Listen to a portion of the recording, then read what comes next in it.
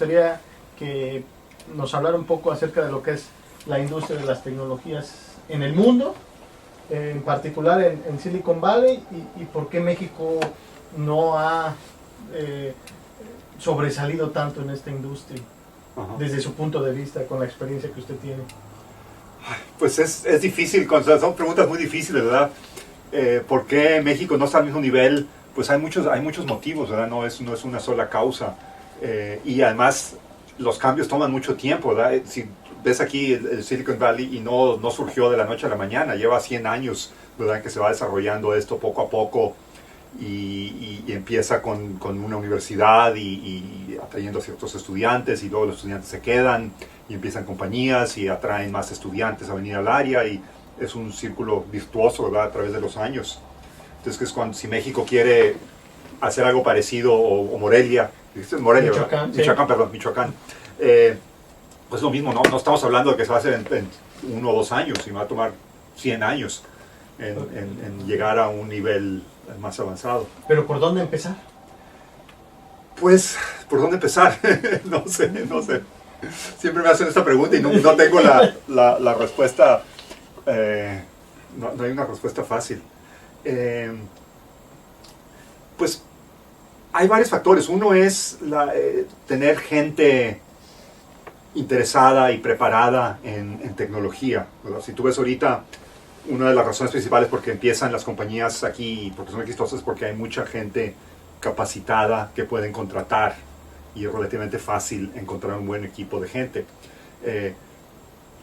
¿Por qué hay tanta gente aquí? Pues es porque hay tantas compañías y es el mismo círculo. Pero inicialmente creo que en la historia del Valle del Silicio es que tener una buena universidad, creo que mucha gente está de acuerdo en que una buena universidad es una de las formas en que puedes atraer gente al área, ¿verdad?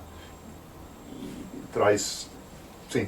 Entonces, ¿será que México no produce el capital humano suficiente o necesario para esta industria en específico? Pues sí, obviamente es una razón. No hay suficiente talento, gente. Si tú vas a empezar una compañía, no hay suficiente gente capacitada para contratar. Ese es uno de los factores.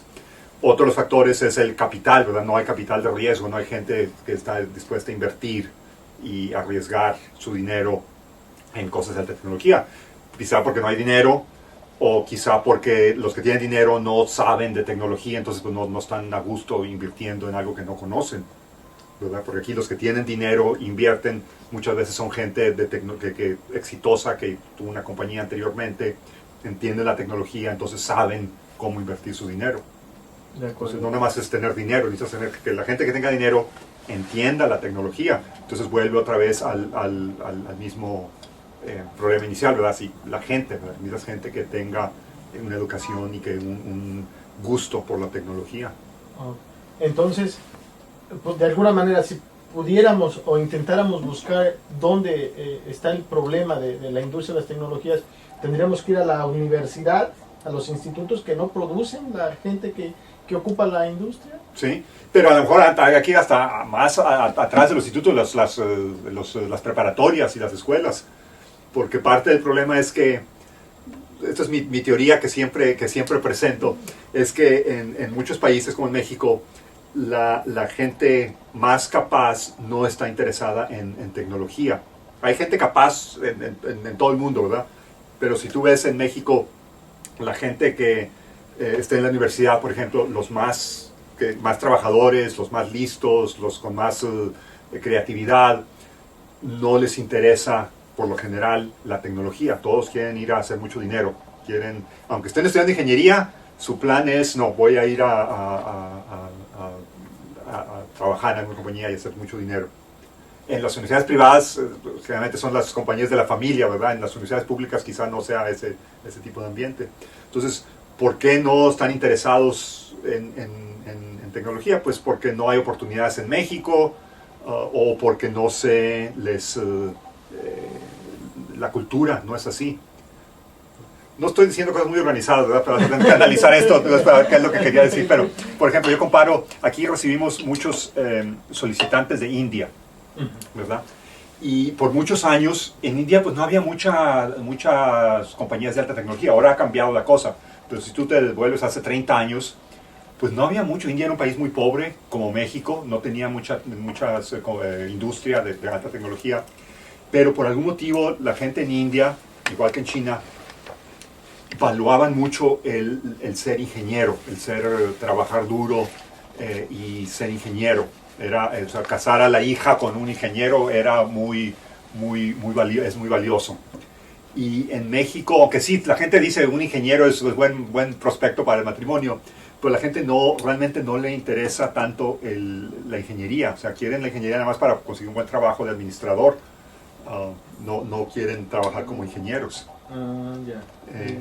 Entonces, en India, la gente valúa, o sea, por ejemplo, los profesores en India son muy respetados en la sociedad. Si tú dices, es profesor, es una cosa muy buena. Que los estudiantes desde pequeños no les interesa la tecnología, no les interesa la academia, el ser profesores, el ser investigadores, no existe ese interés de la gente. Y sí puede existir en un país pobre, como el ejemplo de India hace años, que no había mucho de tecnología, pero los alumnos, los mejores estudiantes tenían un sistema muy bueno de universidades, recibían muy buena preparación y muchos de ellos se venían a Estados Unidos o a Europa a estudiar. Yo siempre doy el ejemplo de en India tienen los IITs, los Indian Institute of Technology, que son como 3 o 4 que son los mejores. Es súper selectivo y es todo un honor para los estudiantes entrar a la IIT, no porque les van a pagar más, pero porque es una excelente universidad y porque aprecian mucho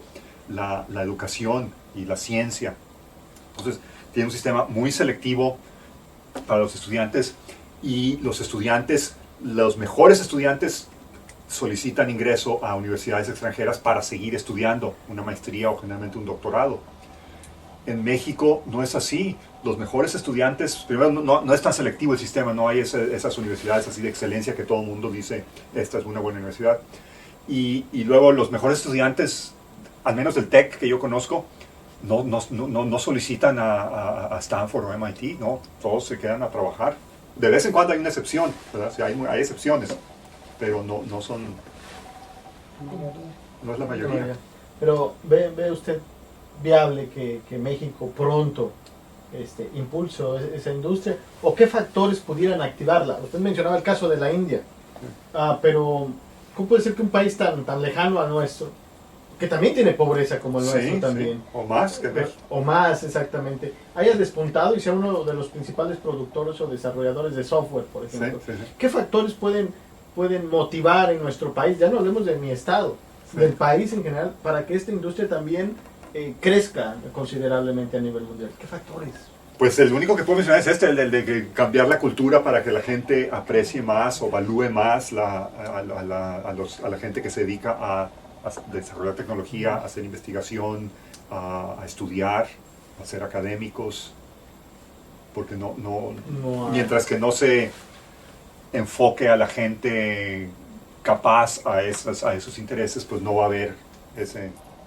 ¿Cómo puede ayudar el gobierno mexicano en ese sentido? Pues la única idea que te puedo dar, que es una idea, es de experiencia que tuve yo cuando estaba en preparatoria. Mi papá era académico, trabajaba en el Tecnológico de Monterrey, y no sé cómo se enteró de un programa en Estados Unidos que patrocinaba la National Science Foundation, un programa de verano para estudiantes de preparatoria, y te ibas un verano, era en San Diego, la Universidad de San Diego, o San Diego State, no me acuerdo, y me aceptaron, o sea, solicité al programa, aún siendo mexicano, me aceptaron y me pagaron los gastos, no sé cómo, pero yo me aparecí ahí, eran como 50 estudiantes de preparatoria, y era un verano enfocado en matemáticas, un poco de programación de computadoras.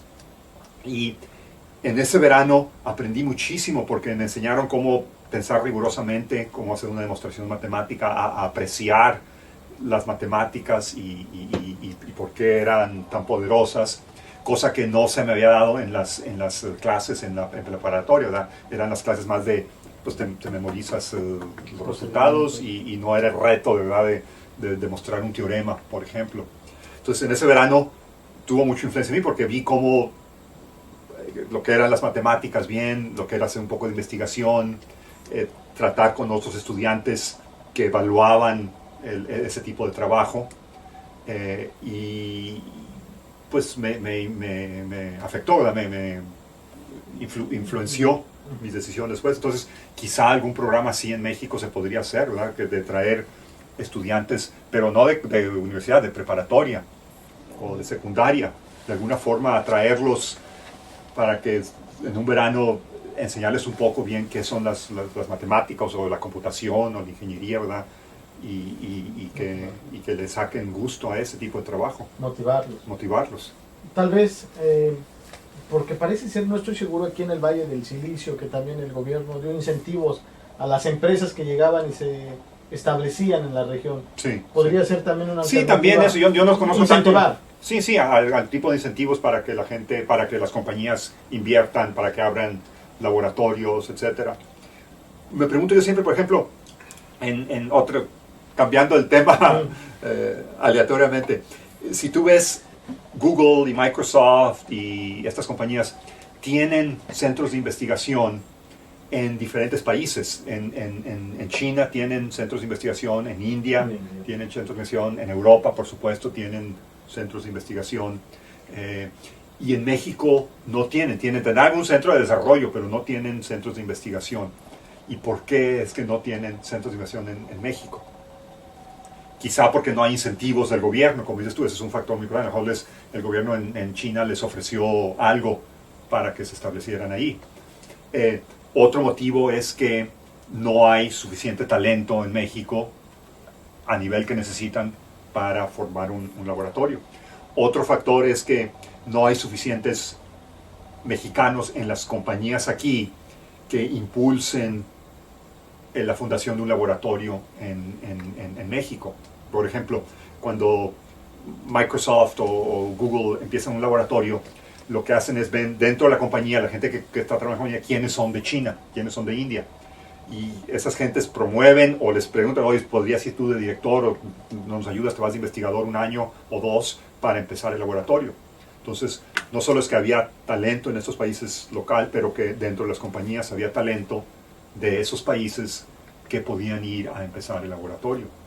Entonces no había, en el caso de México, no creo que haya ninguna de las tres, no sé si incentivos de inversión, no sé si haya, pero no hay suficientes gentes capacitadas y no hay gente dentro de las compañías suficiente que ayude. Ahora está cambiando, ¿verdad? Microsoft hay muchos mexicanos, empieza a haber más mexicanos, entonces a lo mejor va a cambiar eso con el tiempo. O sea, hay unas cosas, ¿verdad? Necesita haber incentivos para educación, para compañías, tratar de cambiar la cultura para que se aprecie más ese tipo de trabajo en México, mandar más estudiantes a estudiar fuera, como lo hizo Brasil, por ejemplo. En Brasil hay mucho más actividad de investigación y desarrollo de tecnología, y creo yo que parte de eso fue porque mandaron a muchos estudiantes a estudiar maestrías y doctorados. Invirtieron mucho dinero los brasileños. Yo aquí doy 3 horas de clase a la semana, ¿verdad? El resto es investigación. Y el resto es investigación. Bueno, preparación de la clase y todo. Pero pues, ¿cómo vas a poder tú hacer investigación si tienes a 20? Tope? Y tienes a tope. A tope. Y además, yo, no es para presumir, ¿verdad? Pero es la realidad, ¿verdad? Sí. La clase, doy una clase al trimestre, y algunos trimestres no. Aquí el promedio en realidad es menos de una al trimestre. Y tengo 50 alumnos y tengo 2 asistentes que califican las tareas y me ayudan con los exámenes y hablan con los alumnos, y los asistentes son estudiantes de doctorado que son muy buenos. Entonces, pues, la carga de, entonces, para preparar mi clase, primero creo que puedo dar una clase mejor porque puedo actualizarla, puedo estar leyendo qué está pasando, siempre estoy cambiando el material, agregando más, escribiendo un libro de texto, etc. Pero si estuviera dando 6 clases, pues no estaría hasta aquí, ¿verdad? Okay. Así es que esa es la diferencia. Sí, ¿Cuántos años llevas aquí, Héctor? En Estados Unidos, porque estuve en Princeton 12 años. Ahí 12 años en Princeton y aquí ya más de 15. Más de 15. Sí, ya llevo muchos años. Sí, Sí, así es que sí, por eso pues estoy acá, no hay los... no hay vuelta de hoja. Sí. Ya hablando un poco de lo que es en Stanford, la universidad, ¿cómo es usted conoce el proceso de admisión de los alumnos para Stanford? Sí. A grosso modo, que nos pudiera... ¿Cómo alguien ingresa a la Universidad de Stanford a estudiar cualquier carrera? Pues hay dos tipos de admisiones. Una es para licenciatura y otra es para estudios de graduado. Estudios de graduados las hace cada departamento, hace las decisiones independientemente. Entonces sé más del proceso de graduados que el de licenciatura. El de licenciatura lo maneja una oficina central, reciben como 40,000 solicitudes y tienen todo un ejército de gente evaluándolas y generalmente ahí les quieren gente que tenga múltiples talentos, ¿verdad? No nada más que tengan buenas calificaciones, pero buscan gente que sea diferente, que haya hecho otras actividades, etc. En nuestro departamento nos enfocamos más en gente que sea buena en computación o en matemáticas y para los graduados sí nos enfocamos mucho en las calificaciones, ya sea de la carrera o de los exámenes como el GRE. Vemos las cartas de recomendación de los profesores o colegas que están recomendando al estudiante y vemos si tienen publicaciones o qué actividad, proyectos que hayan hecho, etc. Entonces basado en eso hacemos las decisiones. ¿En Stanford están los mejores estudiantes? Pues yo creo que sí, no soy imparcial, ¿verdad? Creo que sí tenemos de los mejores estudiantes. Solicitan como 600, al programa de doctorado solicita como 600 alumnos de todo el mundo y aceptamos como 60. Más o menos es como 1 a 10. Sí, nos podemos poner los moños cuando decidimos a quién aceptar. De acuerdo. Un poco de usted, doctor. ¿Usted cuál es su trabajo aquí en la universidad específicamente? Da clases, pero además, ¿qué está haciendo? Pues mi área de investigación, de interés es información, manejo de información, sistemas de base de datos tradicionales, pero también ahora tengo mucho interés en información fuera de los sistemas tradicionales, como en el web, por ejemplo, cómo se encuentra la información en el web, cómo se puede hacer mining, data mining de esa información. Tenemos un proyecto ahora en sistemas sociales como Facebook o Flickr, donde la gente contribuye información y la comparte con otros. Tenemos un pequeño sistema aquí en Stanford para los estudiantes de Stanford, lo cual es muy popular. El sistema es muy popular, entonces estamos viendo cómo se mejoran ese tipo de sistemas. Ese es el área de mi interés, manejo de información. ¿Eso es social networks? Sí, social networks, sí, exactamente. Es un área de mucho interés ahora, hoy en día. Leía en el artículo donde le conocí de usted un poco acerca de su contribución en el proyecto que hoy se conoce como Google. No sé si nos puede comentar muy brevemente cómo fue ese proyecto, cómo surgió, cómo se fue formando y cómo es hoy día. Sí, pues hace como 15 años, por ahí a principios de los 90, con uno de mis colegas aquí iniciamos un proyecto de bibliotecas digitales. Solicitamos dinero a la National Science Foundation, que es como el CONACYT en México, y nos patrocinaron el proyecto para estudiar cómo poder accesar información electrónicamente, cómo poderla compartir. Cuando iniciamos el proyecto, el web todavía no se había popularizado. En nuestra propuesta no mencionábamos el web para nada, pero cuando nos dieron dinero y empezamos a trabajar en eso, vimos que había mucho potencial en el web, que estaba creciendo.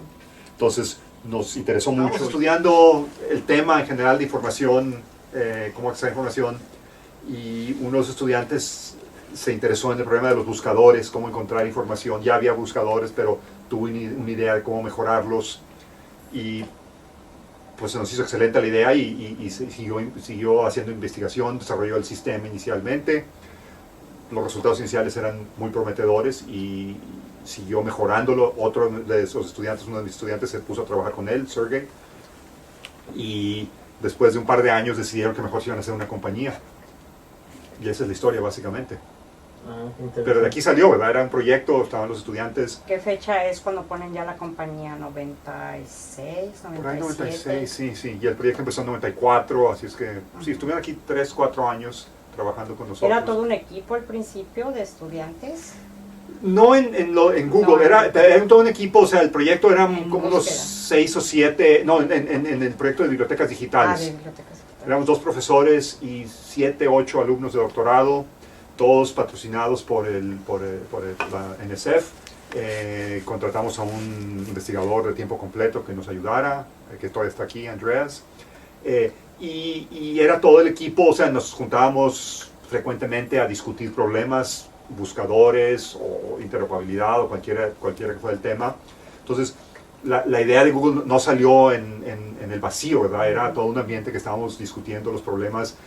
Muchas veces invitábamos a gente de las compañías, de los buscadores iniciales que venían y nos daban presentaciones, nos hablaban de los problemas que tenían. Y en ese ambiente es cuando surge la idea de Google. Pero eso es lo típico, que para hacer buena investigación es muy difícil hacerlo una persona solo. Necesitas tener un grupo grande de gente con la que puedas interactuar, que te pueda dar ideas, con la que puedas verificar tus ideas, etc. Y eso es uno de los puntos fuertes de una universidad como Stanford, es que hay toda esta comunidad de compañías, de gente dentro de la universidad. Y los recursos económicos. Y los recursos económicos y la reputación que atrae buenos estudiantes, porque obviamente es más fácil mi trabajo cuando nos llegan por sí solos estudiantes muy capaces, ¿verdad? Tienen ideas muy buenas y puestos en este ambiente generan muy buenas ideas. Es una serie de factores, ¿verdad? Es la combinación, tener los recursos económicos, los colegas, las compañías cercanas, la reputación que atrae más estudiantes buenos, porque muchas veces me preguntan, bueno, ¿cómo le hacen para que tantos de sus estudiantes les interese hacer compañías? ¿Verdad? ¿Cómo los educan para ese, ¿cómo le dicen en español? Emprendedor, sí. Ese... Sí, pero el talento o el interés por ser emprendedores. Y les digo, pues no hacemos nada, porque ya nos llega, ¿verdad? Porque es un círculo vicioso. Los estudiantes que solicitan, muchos de ellos, no todos, ¿verdad? No es tan grande el número de emprendedores, pero muchos de los que si son realmente emprendedores, pues solicitan a Stanford porque tenemos la reputación.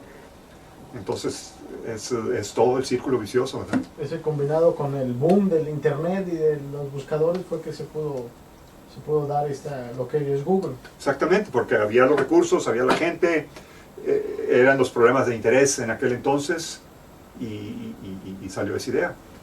Y así como esa hay muchos. No hay tantas historias como Google fue extraordinario en la rapidez en que creció la compañía y el éxito que tuvo, pero así se generan muchas otras ideas. A veces nada más son de interés académico, pero son muy valiosas.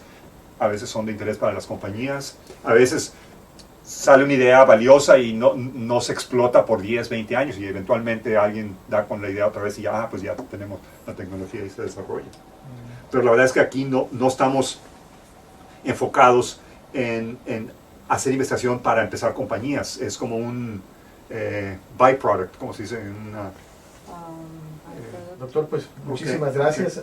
Pues no sé si haya tenido sentido todo lo que dije, quién sabe.